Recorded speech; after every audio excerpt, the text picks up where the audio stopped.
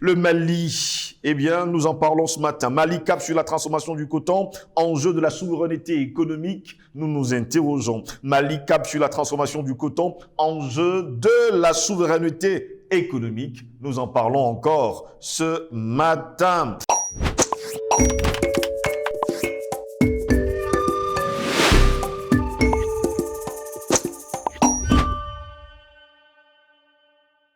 Qu'il est toujours bon de vous retrouver sur Panafricaniste TV où nous partageons le meilleur de l'information sur un plateau d'or. Mesdames, messieurs, bonjour. Bienvenue à toutes et à tous à cette autre édition de Parole panafricaniste. Eh bien, mesdames, messieurs, le Mali construira 2 usines de filature pour transformer le coton sur le sol malien. Oui, c'est la bonne nouvelle de ces dernières journées. Le gouvernement malien bénéficiera donc de l'appui de la Chine dans le cadre de ce projet. Les 2 unités industrielles généreront plus de 5000 emplois. Le Mali a signé un protocole d'accord avec la Chine pour la construction de 2 usines de filature. La première sera installée dans la ville de Koutiala sur une superficie de 50 hectares. Elle transformera 20 000 tonnes de coton fibre en fil par an. La seconde usine sera construite à Bamako, la capitale, et s'étendra sur une superficie de 70 hectares. Elle transformera 25 000 tonnes de coton par an. Les 2 unités généreront plus de 5 000 emplois selon le communiqué de la présidence malienne. Eh bien, mesdames, messieurs, le présent projet a fait l'objet d'une rencontre avec le chef de l'État Assimi Goïta et une délégation chinoise conduite par l'ambassadeur Chen Zihong le vendredi 25 novembre dernier. À l'issue de cette entrevue, le diplomate chinois a réitéré la volonté de son pays de renforcer ses relations bilatérales avec Bamako. La coopération entre le Mali et la Chine est toujours fructueuse depuis 62 ans d'existence. Avec l'appui du gouvernement malien et du président de la transition, je suis persuadé que cette coopération sera encore plus renforcée, a déclaré M. Zihong. Il faut préciser par ailleurs, mesdames, messieurs, que la récolte de coton au Mali a atteint le niveau record historique de 760 000 tonnes en 2021-2022. La campagne 2020-2021 n'aura été qu'un mauvais souvenir. En 2021-2022, la filière coton a fait mieux que rebondir. Elle a franchi un nouveau cap. Après, elle s'est contractée à son plus bas en 2020-2021. La production malienne de coton a atteint donc 760 000 tonnes de coton en 2021-2022. C'est ce qu'a annoncé en tout cas le président Assimi Goïta en marge de la fête du coton qui se déroulait le samedi 19 mars 2022. À Koutiala. Ce stock marque un nouveau sommet pour la filière et éclipse directement le précédent record de 743 000 tonnes réalisé en 2017-2018. Selon les autorités, cette récolte exceptionnelle est le résultat des mesures de soutien aux producteurs. En effet, le prix minimum du kilogramme de coton a été porté à 280 francs CFA durant la dite saison contre 200 francs un an plus tôt, alors que la subvention aux engins précédemment suspendue a été de nouveau, on va le dire, débloquée. Ces différentes dispositions ont motivé donc les producteurs à s'orienter vers la culture de l'or blanc et conduit à une augmentation des superficies emblavées et, il faut le préciser, à près de 790 000 hectares contre seulement 165 000 hectares un an plus tôt. Avec son volume, le Mali pourrait devenir le second producteur africain de coton si le Bénin atteint son objectif fixé en 2021-2022 de 766 000 tonnes par an, voire le premier fournisseur du continent dans le cadre d'une contre-performance. Quel que soit le scénario final, le pays fera à coup sûr son entrée dans le top 3 des producteurs africains de coton, siècle duquel il avait été éjecté pour la première fois de son histoire. C'était dans l'année 2020-2021. Pour rappel, le coton fournit 15% de recettes d'exportation du Mali et représente une source de revenus pour 40% de la population rurale. Voilà pourquoi nous nous interrogeons encore ce jour. Mali cap sur la transformation du coton, enjeu de la souveraineté économique. En tout cas, c'est notre grande interrogation. Pour répondre à nos questions, nous sommes avec le docteur Jean-Paul Mbelek, il est astrophysicien et surtout panafricaniste. Docteur Jean-Paul Mbelek, bonjour, bienvenue à vous. Bonjour Steve, donc à nouveau, merci de m'avoir invité. Bonjour à tous les téléspectateurs de Panafricaniste TV, bonjour à l'équipe technique. Et je t'écoute, Steve. Bonne nouvelle qui nous vient justement du Mali depuis le 25 novembre dernier. Eh bien, une nouvelle nous dit tout simplement que le Mali a atteint des niveaux historiques, un cap sur 760 000 tonnes, on va le dire comme ça, de coton réalisé dans cette année 2021-2022. Autre chose également, c'est que le Mali va justement créer 2 usines de filature pour transformer le coton sur place. Oui, alors il y a plusieurs choses à dire là, Steve. D'abord, RFI, la radio de son maître, c'est-à-dire le Quai d'Orsay, ils titrent sur la dégringolade, la production de coton, alors que c'est un top. Le top du top d'ailleurs. Au top du top, eux ils disent que c'est la dégringolade. Je signale que le Mali est le premier producteur africain de coton, voilà, ce qui n'est pas rien. Et je signale également que là maintenant j'entre dans le problème de transformation. Le Mali a toujours non seulement cultivé, mais transformé le coton. Puisque le Bogolan, tous ces tissus sont africains, c'est tissé à partir du coton. Donc en fait, le problème qui se passe, c'est que bien que nous encourageons les initiatives du gouvernement malien de transition, ce n'est pas assez. Ce n'est qu'un début. Oui. Parce qu'il y a un réflexe qu'eux aussi continuent à avoir. Bon, c'est normal pour un début, on va dire. Mais si ça devait durer, ça ne va pas. Ce réflexe est dans tous les États africains, en tout cas la plupart, pas tous, mais la plupart des États africains. C'est que dès qu'il faut faire quelque chose, on va chercher l'expertise à l'extérieur. Mais non. On oublie. Mais par contre, pour la spiritualité, oui, spiritualité africaine, maintenant, on veut qu'on se batte entre nous sur les points de spiritualité. Attendez, il faut arrêter là. Les Africains ont fait des choses. Lorsqu'on donne l'histoire de l'Afrique, hein, pour reciter Omotonde, là, je ne prends pas la part spiritualité que beaucoup veulent retenir, je reste sur la part science qu'il a aussi présentée. Oui. Les Africains ont beaucoup réalisé depuis que le monde existe. Qu'est-ce qui peut être existant dans ce monde que l'Africain n'a pas initié? Alors, je vais dire par là que il faut que les gens arrêtent en Afrique d'aller toujours solliciter l'expertise étrangère sans jamais faire un retour sur les réalisations typiquement africaines à la base, qui nous reste plus qu'à moderniser. Je veux dire par là que la filature de coton est connue du Mali. Avant que l'expertise chinoise arrive, pourquoi ne pas regarder l'expertise malienne? Et demander maintenant aux Chinois d'apporter un appui, parce que peut-être que maintenant on veut des machines. En fait, c'est les machines-outils. Les machines-outils. Machines-outils. Donc, il faut qu'on se passe directement à la production de machines-outils. Mais pas carrément aller acheter la machine toute faite qui est chez les Chinois pour transformer ce coton. On veut la machine-outil, ou même savoir faire la machine-outil. C'est encore mieux puisqu'on a la science, on a tout ça. On a les experts, on a les ouvriers qualifiés. On peut les faire tous revenir et donner un revenu conséquent. Là, la tonne de coton est prise aux paysans maliens qui cultivent le coton à 285 francs CFA. Mais avec les 760 000 tonnes. Bon, j'ai essayé de regarder ça, si tu me permets, je vais te le dire, parce que bon, je l'avais en tête là. Mais ouais, on arrive à 217 milliards de francs CFA de recettes qui doivent aller chez ces producteurs. Mais pour un budget malien qui est au moins 10 fois supérieur, c'est peu. Et surtout, ça ne colle pas avec les 15%. Parce que 15%, ce n'est pas loin de faire un cinquième. Si je multiplie ça par 5, je suis à 1 milliard de francs CFA seulement. Or, le budget de l'État malien dépasse ça. Donc, il y a une incongruité, il y a une incohérence là. On dit quand même que le coton rapporte 15% des budgets. Mais ça ne colle pas. Le budget de l'État malien est au-delà de 2 milliards de francs CFA. Donc, ça ne colle pas. Si je prends ce chiffre. Ou alors, ça veut dire que cet argent que j'ai calculé, je ne sais pas, où on donne plus alors. Ou alors, oui, ou alors c'est la part prise par les impôts. Oui. Donc, quand on donne 280, ok, dans ce cas, je peux comprendre. C'est que quand on donne 280, en fait, ça me permettrait de calculer la part qui revient vraiment à l'État. C'est-à-dire que quand on donne 285 francs CFA aux paysans, l'État malien, peut-être, lui, prend 3 fois plus. Oui. C'est ça, ça veut dire. Ok, mais l'État, c'est rien par rapport au peuple, Steve. Tu vois que même là, je vais faire les calculs exacts pour une autre fois. 280 CFA durant la dite saison 2021, bon, 2022. Même de tête, je peux faire le calcul. Oui. Si tu me permets, c'est du x6. Donc, ça veut dire que x6, il faudrait diviser le budget de l'État malien par 6. Ça nous donnerait, oui, c'est du x6, ça nous donnerait, disons, si je dis que le budget, par exemple, de 24 milliards, on arrive à 24 milliards de francs CFA ou bien 2000 2400 milliards, oui. On arrivera à 800 milliards, et alors que là, je suis à 200, donc il y a un facteur 4, donc ça veut dire que les 3 quarts sont pris par le gouvernement malien. qui ne donne que le quart aux paysans. Tu vois qu'on peut faire des calculs rapides. Voilà. Mais ça ne va pas. Il faudrait que le paysan ait 100%.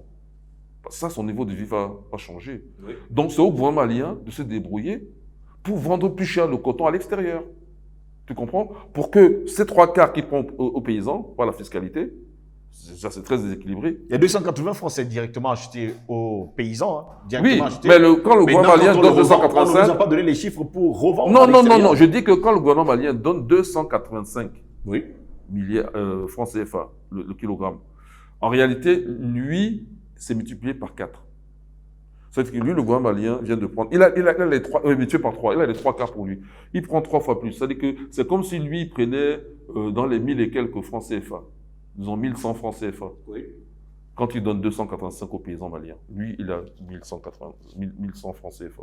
Oui. Tu vois? Moi, je veux que le paysan malien ait 1300 francs CFA. Donc, à la vente, c'est à la vente que le gouvernement malien doit percevoir. Parce que, tu comprends, le raisonnement nous impose de chercher la cohérence avec les 15%. Oui. Si je veux la cohérence avec 15%, c'est-à-dire que le gouvernement malien ne donne pas la part pleine aux paysans maliens, même actuellement. Il garde les 3 quarts pour lui. Il n'a pas encore vendu. Hein. Donc moi, je dis qu'il ne faut rien prendre aux paysans. Aucune fiscalité. Et même si on prend une petite fraction, peut-être 10%, et non pas 75%. Oui. Comme ça, le paysan malien, son niveau de vie se ressent. Si tu multiplies son budget, son revenu par 4. Peut-être qu'avec l'arrivée des 2 usines, quelque chose va changer, justement. Mais ils n'ont qu'à le faire. C'est à l'extérieur qu'il faut vendre. Il faut vendre. Dans l'année cotonnière 2022-2023. Au cours du prix, oui, au cours du prix du coton à l'international. Oui. Et je vous comprends parfaitement. Il faut vendre, et c'est là-bas qu'il faut gratter, prendre l'argent. Voilà. Donc, mais bon, je disais donc qu'il y avait quand même la filature au Mali, donc il faudrait qu'à terme, on arrive quand même à un moment donné, si ce n'est pas pour cette filière, y compris l'or, les Maliens exploitent l'or. Oui. Il y a des mines, il y a des exploitations sauvages. Il faut partir de l'expertise locale. Et maintenant, regardez, puisqu'on veut les quantités. Parce que c'est vrai que si on reste au niveau traditionnel, on n'aura peut-être pas laissé 160 000 tonnes par an. Mais la transformation de l'or sur place a déjà commencé. Oui, mais c'est la même question qu'on va se poser. Pourquoi ne pas utiliser l'expertise locale? Les gens connaissent leur travail, connaissent bien. D'ailleurs, M. Plonka-Dassac, dont j'ai parlé tout à l'heure, enfin dans l'autre émission, oui. Voilà, je renouvelle ici, il dit souvent que lui, la démocratie n'a pas avoir de sens chez lui, via l'occidental. Hein. Parce que nous, on n'en veut même pas de démocratie du tout. Hein. Enfin, en tout cas, moi, j'en veux pas. Mais bon, comme c'est leur système à eux, mais à condition de revenir au niveau des corporations. Parce que le paysan sait de quoi il parle. Bon, ce monsieur, c'est un monsieur d'un certain âge. Donc, je lui donne du crédit. Tu vois, à l'africaine, non, on lui donne du crédit. Et qu'il a quand même une certaine expérience de la vie. Il a quand même réfléchi 10 000 fois avant nous. Voilà. Donc, on va accepter ça. Donc, je reprends ça. Je dis, dans ce cas-là, ça veut dire quoi? Ça veut dire que c'est pas la peine d'aller chercher l'expertise à l'extérieur. Il faut d'abord prendre l'expertise locale et voir comment on l'enrichit, si c'est pour multiplier les quantités. OK? Et c'est cette habitude-là que les gouvernements africains n'ont pas encore. Tous, en tout cas, n'ont pas ce pli-là. Il faut être dans ce pli-là. C'est la condition même du développement endogène du continent africain. Tu comprends, Steve? Ouais, je comprends. Voilà. Donc, je suis content pour les 2 nouvelles usines qui viennent. Bon, bien sûr, ça va changer par rapport à ce qui est à l'existant. 5 000 emplois. Ça va changer par rapport à l'existant. Mais si on suivait l'apport africain, ce n'est pas 5 000 emplois qu'il aurait. Peut-être 50, peut-être 500 000. Ah oui. Ce serait carrément tous ceux qui sont dans ce secteur qui seront embauchés. Puisqu'on doit d'abord les retenir, eux. Mais attends. Comment la firme Honda est née? Honda, c'est quelqu'un qui reçoit l'argent de ce plan Marshall appliqué au Japon. Hein. Oui. Géré par M. Général appelé MacArthur. Et on donne l'argent à quelqu'un comme Honda, et avec ça, il achète tous les réparateurs de motos, là, pour avoir une plus grosse structure. Mais quand il les achète, il ne les renvoie pas. Il les emploie, mais organise à sa façon, avec une taille supérieure. Ils ne se font plus concurrence entre eux. Et voilà comment ça évolue. Voilà. Donc, c'est comme ça qu'il faut penser les choses. Ce n'est pas la peine de retenir que 5 000 et les autres sont au chômage. Non. Ou alors ils continuent à se débrouiller comme avant. Non. Il faut prendre un plan d'ensemble qui intègre tous ces gens-là et agrandir. C'est là que maintenant on attend l'expertise étrangère dans la mesure où on ne va pas réinventer la roue. Donc, s'ils ont mais que nous donne l'expertise au niveau où on en a besoin. Pas à un niveau bas qui fait que bon, les autres ne comptent plus, quoi. Peut-être même ils vont même abandonner ce métier à la fin. Non. Il faut repenser les choses en Afrique. Il faut qu'on pense autonomie. Même si au départ, on reçoit un soutien, qu'il soit militaire ou autre, à un moment donné, il faut qu'on redevienne autonome. Peut-être que le gouvernement malien a pensé au pari au plus pressé, en pensant qu'il n'y a pas de machines. Il faut avoir justement des machines au plus tôt possible pour que l'année cotonnière 2021-2022, avec 760 000 tonnes qu'on a eues, puisse être transformée immédiatement parce qu'il y a également la saison cotonnière 2022-2023 qui arrive. Je leur donne ce crédit-là, Steve. Oui. Je l'ai dit, mais je le redis, je leur donne ce crédit-là. Et je dis même que de toute façon, la situation sera un peu meilleure parce qu'on a une usine de transformation que quand on se contentait de vendre que la matière première. Mais je dis quand même que j'espère qu'on ne va pas s'arrêter là, qu'on ne va pas s'endormir là-dessus comme d'autres l'ont fait. Parce que il y a 70 ans, on nous disait, ouais, bon, pas tout à fait 70, mais j'arrondis, on nous disait, ouais, bon, avec les indépendances, on ne connaît pas grand-chose, donc on a besoin d'expertise étrangère, même au football, ok? Mais 60 ans plus tard, il y en a qui y sont encore. 70 ans plus tard, on y est encore. Et ça, c'est normal, ça. C'est de ça dont je parle. Même si tu commences comme ça, mais tu ne dois pas arrêter de penser à rendre ça endogène à la base, comme je viens de l'expliquer. Peut-être même mieux que je viens de l'expliquer. Ah oui, de voir. Mais on ne va pas à chaque fois, pour rien appeler. Attendez, je vais donner un exemple. OK. Les Chinois sont devenus experts dans la mesure d'une grandeur qu'on appelle la constante de gravitation. Tu sais, à un moment donné, Steve, je me suis posé la question sur leur expertise. Mais j'ai eu l'occasion de la valider. C'est-à-dire que sans même aller en Chine, bon, j'aurais pu être en Chine, hein, si je m'étais entendu avec les Chinois. Parce qu'une fois, des collègues m'avaient suggéré de prendre attache avec les Chinois pour être là-bas. Mais comme ils n'ont pas pris en charge mon voyage, ni rien du tout, bon, moi, je ne tenais pas non plus à sortir mon argent. Donc, du coup, je n'ai pas été. Bon, peut-être que j'aurais dû y être. Mais bon, à eux de m'inviter aussi. Voilà. Ils ne l'ont pas fait. Tant pis. Alors, mais sinon, ils ont une expertise sur la mesure de la constante de gravitation qui est même la meilleure au monde aujourd'hui. Je te le dis, c'est un domaine que je connais bien. Je peux le vérifier. Voilà. Alors, mais les Chinois, pour arriver à ça, au début, ils ont regardé ce que faisaient les Américains. Oui. Hein? C'était l'équipe de Washington, l'État de Washington, hein, pas la capitale, Washington DC, Oui. qui avait les meilleures mesures. Ils ont regardé ce qu'ils ont fait et ils ont même été en Suisse. Et puis, voilà, à Villigen. Et puis, ils ont amélioré. Maintenant, ils ont un meilleur résultat. Mais c'est de ça qu'il s'agit, Steve. C'est que tu peux collaborer avec quelqu'un au début, mais après, il faut que tu sois autonome. Tu sois même le meilleur. Mais tu ne seras jamais le meilleur si tu n'as pas dans ton esprit de maîtriser la chose par toi-même. Et la meilleure façon de maîtriser la chose par soi-même, c'est d'avoir des équipes sur place qui elles-mêmes travaillent. Ceux qui ont déjà une expérience, on ne les met jamais de côté. L'expérience étrangère vient enrichir l'expérience qu'ils ont déjà. Et on continue à les associer. Et c'est-à-dire qu'on a une grande masse avec laquelle on travaille. C'est de ce genre de modèle dont je parle. D'ailleurs, je le dis dans mon domaine, j'ai beaucoup voyagé à l'étranger, donc j'ai beaucoup échangé. Il y a même des conseils qui m'ont été donnés, et j'ai validé certains, mais ça n'a jamais été implémenté. Il faut sortir de cet esprit-là. Il y a de l'expertise sur place, Oui. à l'extérieur, africaine. Il faut la faire revenir, et ceux qui sont sur place, les faire travailler. C'est-à-dire que c'est eux qui doivent être maîtres de cette connaissance, de cette mise en œuvre et tout et tout. Tu comprends? Je comprends. Voilà. Donc, je sais que ce n'est pas évident quand on n'en a pas l'habitude, mais c'est la seule porte de salut. Y compris pour le Mali, là. Ce qu'ils commencent à faire là n'est qu'un début, mais ça ne peut pas être une fin. Peut-on dire aujourd'hui qu'on se dirige du côté du Mali vers une souveraineté économique? C'est ce que je dis. Pour que la souveraineté économique soit garantie et sûre, Oui. il faut aller au-delà de cette première approche que tout le monde récite comme un poncif. L'approche forte, c'est je fais ça, mais je garde en mémoire que mon ancestralité, je ne coupe pas les ponts. Il y a eu du travail. Même la métallurgie, la meilleure métallurgie du monde, fabrication de l'acier, c'est en Tanzanie, chez les Haya. Ça se faisait encore au début du XXe siècle. Donc, il ne faut pas couper les ponts avec. Il faut simplement mettre ça, parce que nous, on veut les grosses quantités. Soit pour consommer, soit pour vendre et consommer, bref, comme on veut. Mais toujours est-il qu'il faut partir de l'existant sur place. Exact. Quand il y a l'existant. Parce que s'il n'y a pas l'existant, ce ne donne pas une priorité. La priorité à exploiter, c'est l'existant sur place. C'est pour ça que j'ai recité M. Ploncard d'Assac qui disait que la démocratie, oui, mais basée sur l'expérience des corporations. Parce que la personne de ce métier savait de quoi on parle. Alors qu'aujourd'hui, il écoute les médias qui sont mensongers et commandités par ceux que tu connais qui ont acheté ces médias, quoi. Voilà. Donc, la même chose est valable. Ça, on dit que cette idée de M. Ploncard d'Assac est généralisable. Oui. Donc, ce qui est prioritaire chez nous, même sur le plan économique, c'est ce qui existe déjà chez nous, que nous maîtrisons, même si c'est à la base. Et maintenant, prenons l'expérience étrangère sur cette base-là. C'est ça la priorité. Ce n'est pas parce que l'Occident a besoin de coton que nous allons sortir le coton pour eux. Non. Nous avons une expertise sur le coton. Nous-mêmes, nous consommons déjà le coton. là-dessus, sur ceux qui maîtrisent déjà le coton à un niveau, que nous amenons une petite supplémentaire, on les envoie se faire former s'il faut encore, on achète des machines, mais sachant que les dernières machines, à la base, doivent se faire chez nous. Donc, Et c'est ça, et ça, c'est panafricain, parce que ça va obliger les Africains à travailler en coordination pour acheter des matières premières peu chères, vu que tout le continent africain a ses matières premières. Si ce n'est pas au Mali, c'est en RDC. Ça nous oblige encore à valider ce panafricanisme. Excuse-moi.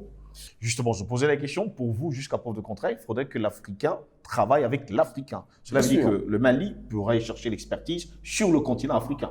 Of course, je dis là, bien sûr. Première expertise à chercher, c'est en Afrique. Et moi, quand je dis l'Afrique, c'est du nord au sud, de l'est à l'ouest, sans exclusive. Exact. Voilà. Ce qui oblige même ceux qui... Parce qu'on dit souvent que quand on va au nord de l'Afrique, on les appelle maghrébins, même pourquoi? Maghrébin, c'est un mot africain, ça. C'est de l'arabe. Vous savez que les mots viennent d'ailleurs. Hein? Bon, ok, admettons que c'est des maghrébins. Admettons, je suis gentil, pas être méchant. Ok, donc les maghrébins, alors, les nord-africains, ben, maghrébins, pourquoi pas, s'ils aiment ça. Alors, ces maghrébins-là, il semble qu'il y en a certains, quand on dit africains, ils ne savent même pas de qui on parle, quoi. Bon, je signale qu'ils sont africains. Hein? Nous, on... Même si certains se disent pas africains du tout. Dans ce cas, la frontière, là, ils n'ont qu'à franchir la frontière et aller là, ils pensent qu'ils sont. Ok? Mais s'ils sont africains, nous, on les met dans le nombre. Ok? Donc, d'ailleurs, c'est encore l'occasion pour moi de rendre hommage à notre feu regretté de milliards de fois, Muammar Kadhafi, assassiné lâchement. Donc, parmi les commanditaires, Obama, il faut le citer en premier, Obama, Kadhafi l'appelait mon fils, mais pourquoi tu m'en veux pas? Son fils l'a envoyé, l'a fait assassiner. Et avec les complices que tu connais, Sarkozy, n'a toujours pas été jugé pour ça. Et Cameron. Hein. Et même l'autre là, il n'y a pas que Cameroun, il y avait un autre là qui était ancien ministre, Tony Blair, lui aussi il faut le citer, même s'il n'était plus ministre à ce moment-là. Voilà. Donc, bref, c'est pour dire que l'Afrique c'est la totalité. Même les blancs sud-africains, les africanaires, ils sont africains depuis, non? Oui. Bon, eux aussi ils comptent pour nous. Donc, eux aussi il faut qu'ils nettoient un peu leur tête là. Nous, le racisme ne connaît pas. D'ailleurs, nous, on n'a rien à craindre, puisque ceux qui ont peur du racisme, c'est ceux qui ont peur que quand on fait un enfant, il ne leur ressemble pas. Nous, on fait n'importe quel enfant, il nous ressemble. Donc, où est notre problème? Est-ce que nous, on a un problème là-bas? Non, on n'a pas de problème. Donc, il n'y a pas de problème. Voilà. Donc, je pense que l'Afrique, il faut l'avancer au sens large. Et c'est pour ça que le panafricanisme n'est pas un volontariat. Ce n'est pas la communauté européenne. C'est une obligation morale, historique à accomplir. Et nous l'accomplirons. Devoir. Et justement, nous l'accomplirons. Jusqu'à preuve de contraire, on parle également du Bénin, qui pourra avoir au cours de cette année 766 000 tonnes de coton. Est-ce que les deux pays ne peuvent pas se mettre ensemble pour faire de grandes, de belles choses? Tu me donnes la réponse que j'allais prendre. C'est que j'allais commencer par là. Mais c'est ça, Steve. Voilà, je disais tout à l'heure qu'il n'y a pas de concurrence à avoir, parce que là, ça joue contre nous, on met en concurrence deux États. Non, penser l'Afrique, penser panafricain, c'est faire synergie. Donc, s'il y a une filière coton performante au Bénin, et ils sont frontaliers. Exactement. Le Bénin a une frontière avec le Mali, bon, c'est pas la plus grande, mais c'est une frontière quand même. Voilà.